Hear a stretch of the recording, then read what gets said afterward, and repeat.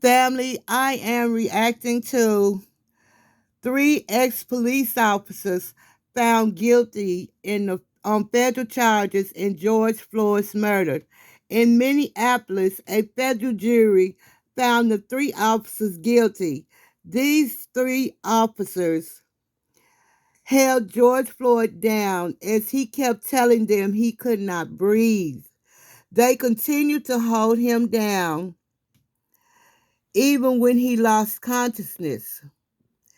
They continued to hold him down even though George Floyd's hands were cuffed behind his back. They continued to hold him down as he drew his last breath with Derek Chauvin's knee on his neck and his face smashed to the pavement for more than 9 minutes. George Floyd died that day in front of Cup Foods because they say he was trying to pass a fake $20 bill. Well, to me, George Floyd's life means more to me than $20. And now the three ex-police officers who assisted Derek Chauvin in the killing of George Floyd have been charged. The three officers have been found guilty of depriving George Floyd of his civil rights. Chu Tao, J. Alexander, and King. They showed no compassion for George Floyd as Derek Chauvin knelt on his neck. They also found King and Tao guilty of failing to stop what was going on. Guys, make no mistake, this was a case about accountability. This was excessive force. And these three officers could have stepped in and done something.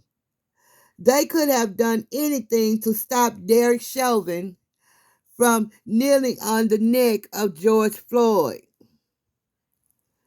They were police officers. Now they are ex-police officers who have been found guilty of a crime. Why didn't they do something to help George Floyd?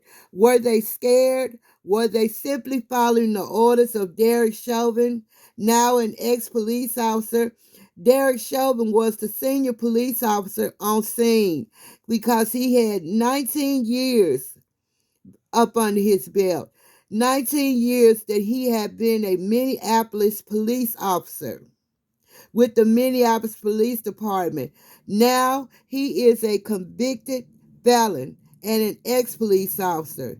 It took a long time to convict these men. Yes, it did. Who were law enforcement officers. Lane and King also were found guilty of additional charges. Family, this is my opinion, and it is very rare that 4 men are convicted of killing a black man. It is very rare. And they were found guilty during Black History Month. Not everyone gets this type of justice. Let us not forget that we are still fighting for justice for Breonna Taylor.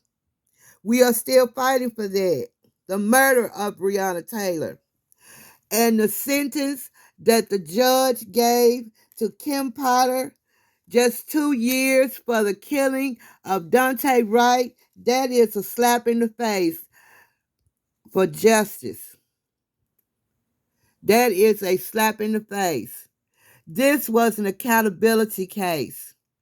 These 3 men were found guilty of their actions, of not taking action to help George Floyd, to save his life, to keep him from taking his last breath.